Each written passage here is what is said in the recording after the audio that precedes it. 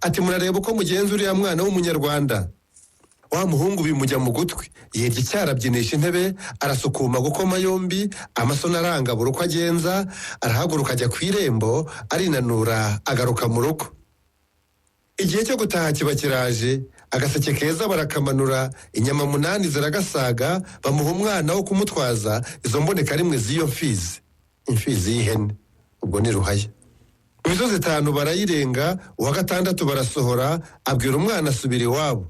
Abwira abiwe icyo mu gasero, avuga amateshwa atagira uko angana, aravugishwa bishyira kera.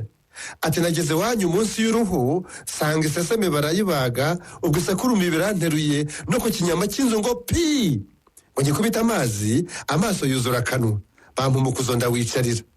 None rero umugore wanjye, miyombo gitanze canirize, umpe n'isafuriya niyicarire, shyushya amazi yo kuzirisha, ushaka n'ubugari bwo kuziteka.